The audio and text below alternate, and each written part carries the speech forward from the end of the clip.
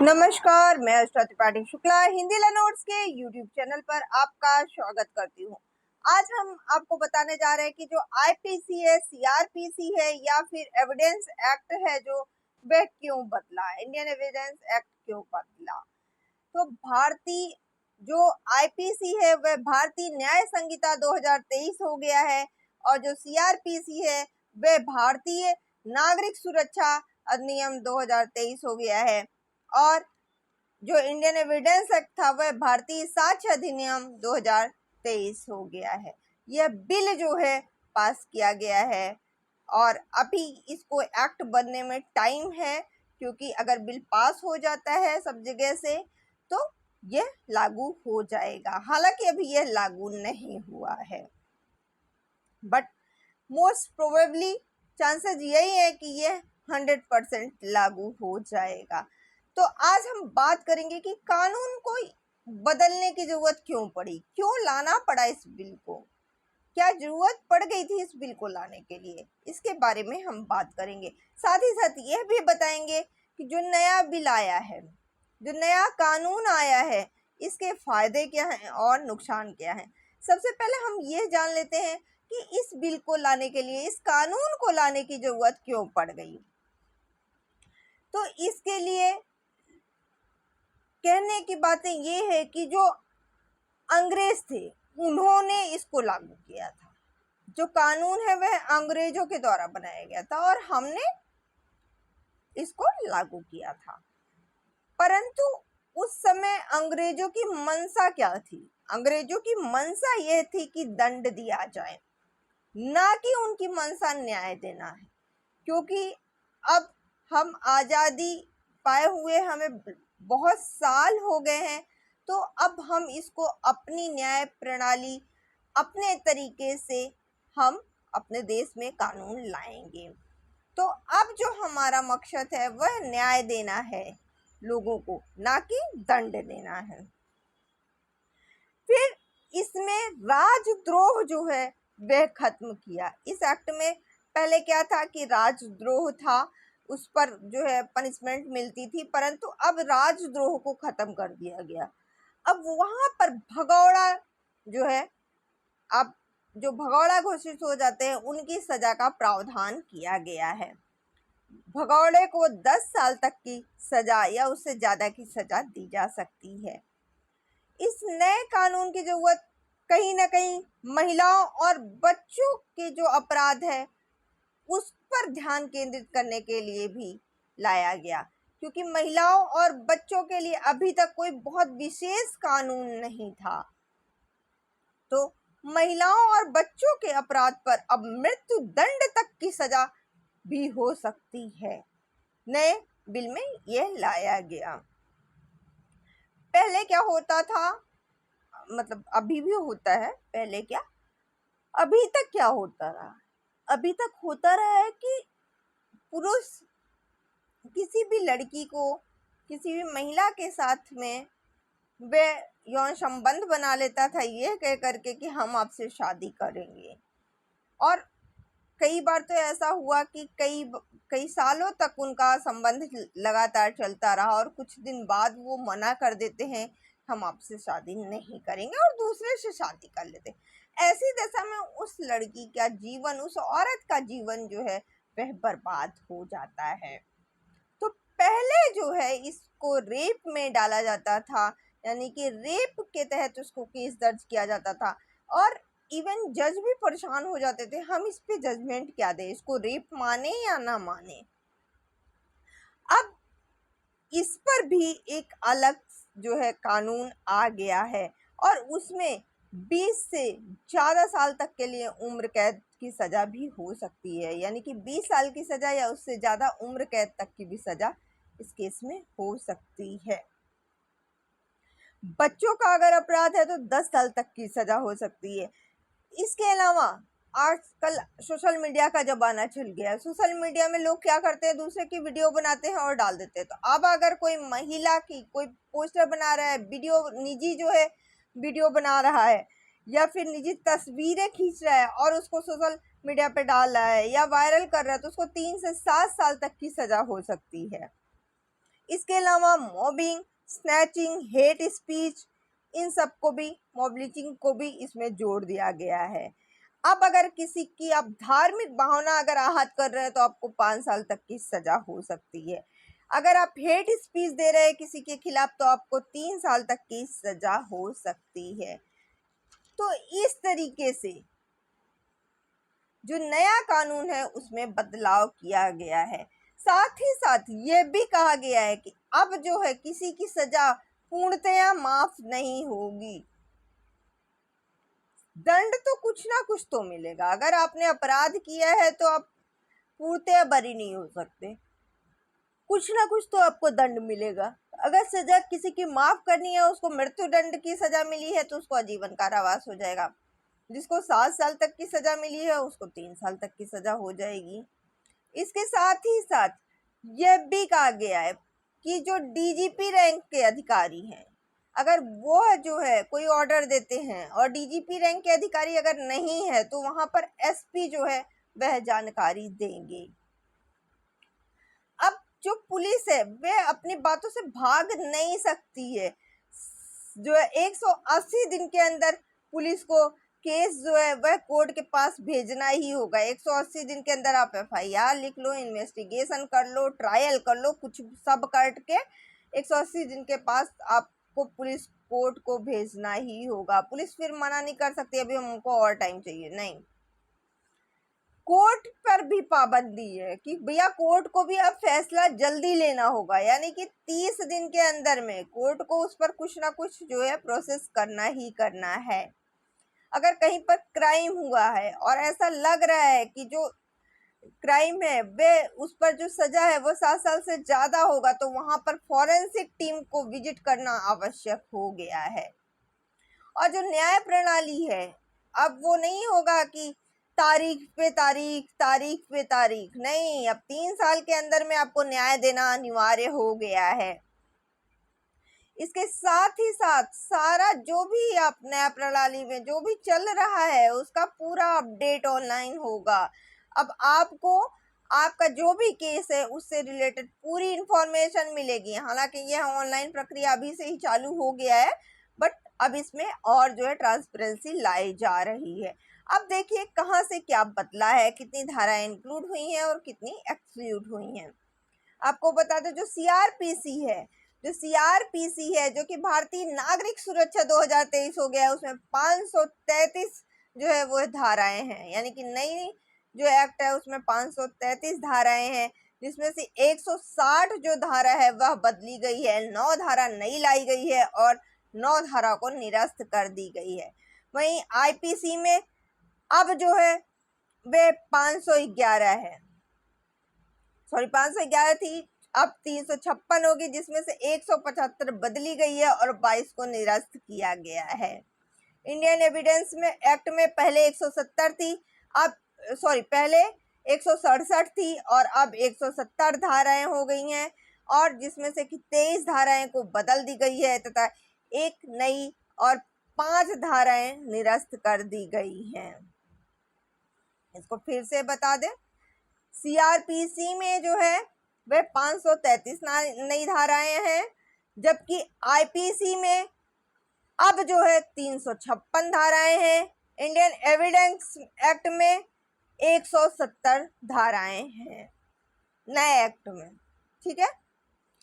इसके साथ ही साथ आपको बता दें कि जो एफआईआर था, एफआईआर में बड़ा बदलाव किया गया है। जो एफआईआर आप लोग नहीं लिखवा पाते थे, जिनको एफआईआर का नॉलेज नहीं था, वो भाग दौड़ करते रहते थे, पुलिस वाले उनको टरकाते रहते थे, हम आपकी एफआईआर यहाँ नहीं लिख सकते हैं, ये हमारे जुरिस्डिक्शन में नहीं है। बेचारा दूसरे पुलिस स्टेशन जाता थे, वहाँ होता था नहीं आपका तो एफआईआर वहाँ होगा, फिर वो यहाँ वहाँ के चक्कर में चक्कर लगाते रहते थे और उनको लास्ट में जो है 3 से 4 दिन लग जाता था एफआईआर कराने में। अब ऐसा नहीं होगा, अब एफआईआर आप कहीं भी करा सकते हैं। जुरिस्डिक्शन को लेकर के अब एफआईआर पर किसी भी पुलिस स्टेशन में आप एफआईआर लिखा सकते हैं, जुरिस्डिक्शन को लेकर के कोई मनाही नहीं होगी।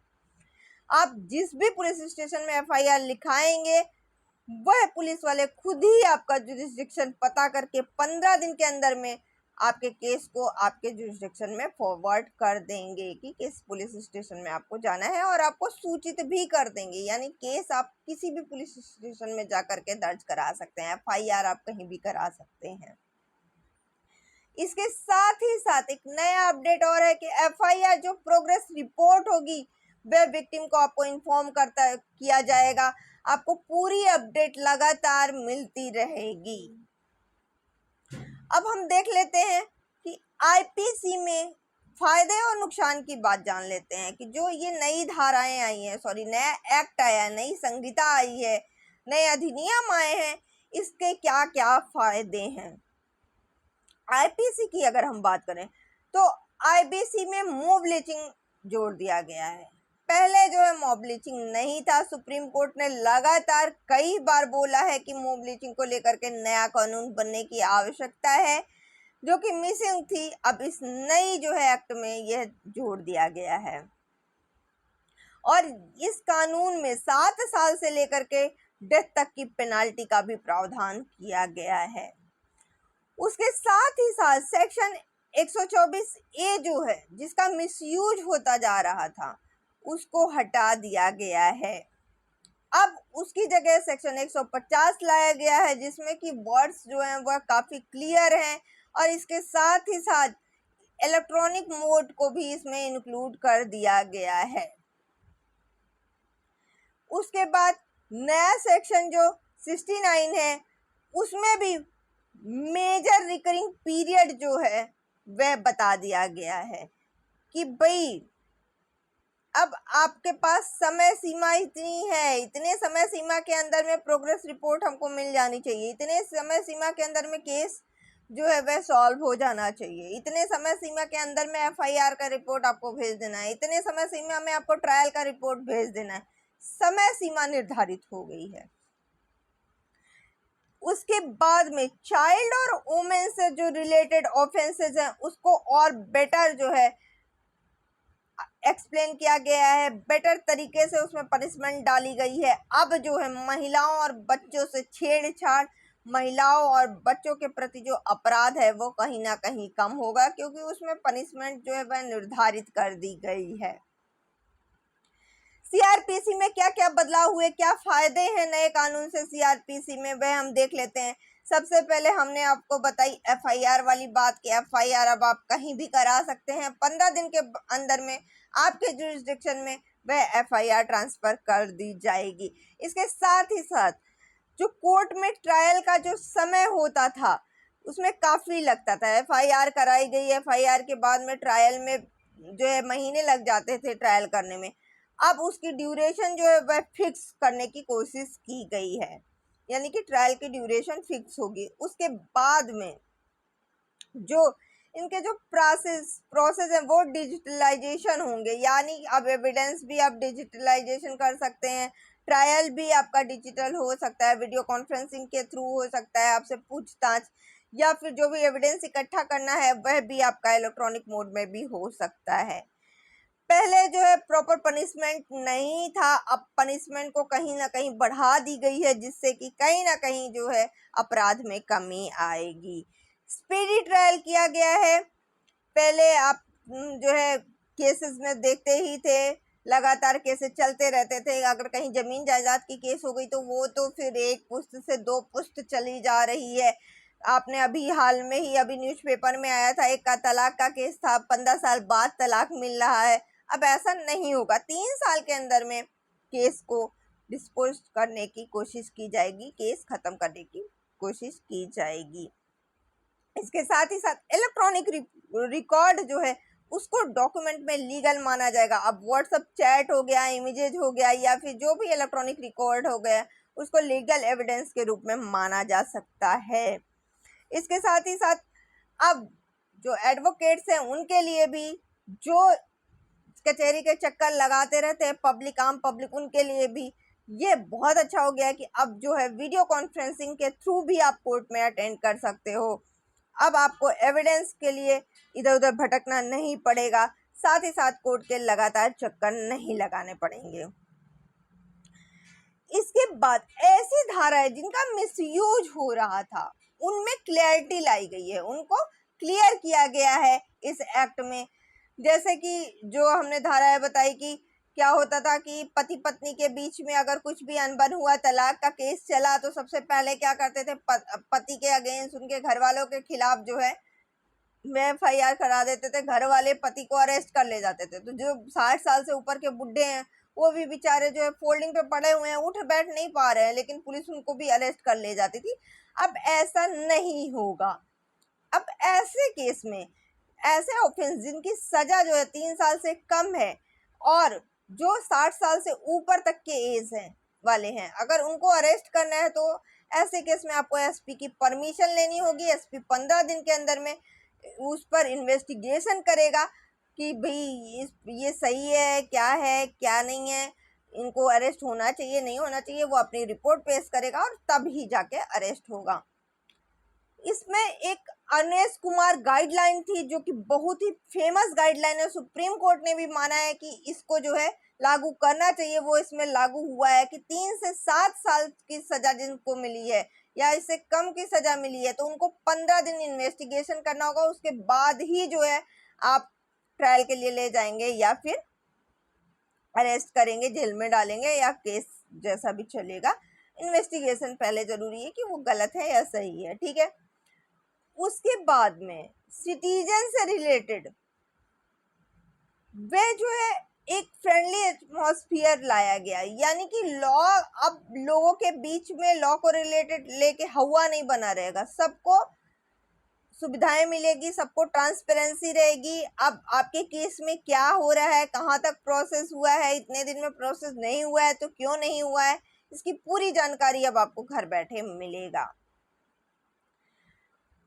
FIR को लेकर के, जुरिस्डिक्शन को लेकर के कोई बवाला नहीं। अब आप FIR कहीं भी कराइए, अब कोई आपको FIR करने से मना नहीं कर सकता है कि हम अभी आपका FIR नहीं नोट कर सकते हैं, ऐसा कोई नहीं कर सकता है। FIR प्रोग्रेस क्या है, वह विक्टिम को इन्फॉर्म करते रहना पड़ेगा।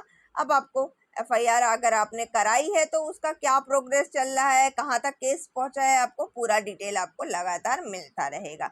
ये तो रही फायदे की बात। अब क्या नुकसान है इससे, जो नया कानून आया है उससे नुकसान क्या है, आपको बता दें कि पहले क्या होता था कि सिटीजन्स को, हमारे नागरिकों को मूवी के थ्रू या फिर कह दीजिए ये लगातार कानून जो है सुनते सुनते सबको पता हो गया था, हत्या पे कौन सी धारा लगेगी, धोखाधड़ी पे कौन सा धारा लगे, अरे 420 हो तुम, मतलब फ्रॉड हो तुम।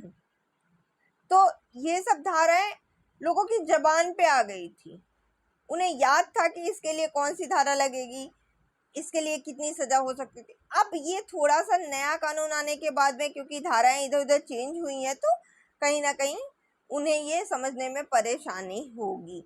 इसके साथ ही साथ स्टूडेंट के लिए भी है कि भाई हमने तो पुरानी धाराएं अभी तक पढ़ी थी, हमारा एग्जाम आ रहा है, अब हम कौन सा धारा पढ़ें, हम पहले वाला पढ़ें अभी वाला पढ़ें, क्या आएगा पेपर में क्या नहीं आएगा, बहुत सारा कंफ्यूजन है। इसके साथ ही साथ केस लॉ को लेकर के सिर्फ स्टूडेंट को ही नहीं है, एडवोकेट्स को भी है, जजेस को भी है। जो पुराने केसेस हैं वह तो जो है अभी तक जो भी उनका ट्रायल चला, इन्वेस्टिगेशन चला, जो हमने कोर्ट केसेस कोर्ट में पेंडिंग हैं, वह तो अभी पुरानी धाराओं के अनुसार ही चले। मान लीजिए 2 महीने बाद ये धारा लागू हो जाए तो क्या हम उन केसेस को पुराने तरीके से ही डील करेंगे क्या, या फिर हम नए धारा के अनुसार उसको डील करेंगे। हम उसके लिए जो नए अब केसेस आ रहे हैं उसके लिए हम कहाँ से जो है केस लॉ ढूंढेंगे, जजमेंट कौन सा देखेंगे, लैंडमार्क जजमेंट जो है उसको किस प्रकार से हम जो है देखेंगे। तो ये सब कहीं ना कहीं दिमाग में कंफ्यूजन क्रिएट कर रहा है। जो लॉ पेंडिंग, जो केस लॉ पेंडिंग है उसको हम कैसे डील करेंगे, तो ये सब कंफ्यूजन है। उसके बाद में जो लैंडमार्क केसेस हैं वह पुराने कानून के अनुसार हैं, तो उनको समझना और याद रखना, जो नए कानून के अनुसार उनको समझना और याद रखना थोड़ा सा डिफिकल्ट हो जा रहा है कि हम नए कानून को कैसे समझे, कैसे याद रखें। एडवोकेट्स के लिए भी थोड़ी सी प्रॉब्लम है क्योंकि हमें तो दिमाग में वो पिछला वाला रट गया है, अब उसको जो है हटा करके हम नए वाले को लाना है, तो ऐसा नहीं है कि हम नहीं ला सकते हैं। प्रैक्टिस में आप थोड़ा 1-2 बार जो है आप देखोगे तो हो जाएगा, परंतु उनको याद रखना थोड़ा सा डिफ़िकल्ट हो रहा है। तो ये सारी कुछ प्रॉब्लम्स जो हैं वह आ रही हैं, इनके कुछ नुकसान हैं। हालांकि ये नुकसान इतना ज़्यादा नहीं है कि जो है हम इससे बहुत ज़्यादा प्रभावित हो जाएंगे, और नई जो कानून है वह अच्छा है और ये सभी के लिए फ़ायदेमंद है। तो हमने इसके फ़ायदे और नुकसान भी आपको बता दिया। हालांकि अब इस कानून जो नया बदला हुआ कानून आया है, इससे रिलेटेड आपको जो पूरी वीडियो है, जैसे आईपीसी में क्या क्या चेंजमेंट हुए, कौन कौन सी धाराओं में क्या क्या है, ये पूरा आपको विवरण हम देंगे। इसलिए अगर आपने चैनल को सब्सक्राइब नहीं किया है तो आप चैनल को सब्सक्राइब कर लीजिए। तीनों एक्ट में जो भी परिवर्तन है वह लगातार हम आपको बताते रहेंगे हमारी क्लासेस में। तो आप चैनल को सब्सक्राइब कर लीजिए, और नोटिफिकेशन बेल जिन्होंने नहीं दबाया है और चैनल को सब्सक्राइब कर लिया है तो वो नोटिफिकेशन बेल जरूर दबा लीजिए, जिससे कि आगे आने वाली वीडियो हमारी आपको लगातार मिलती रहे। धन्यवाद।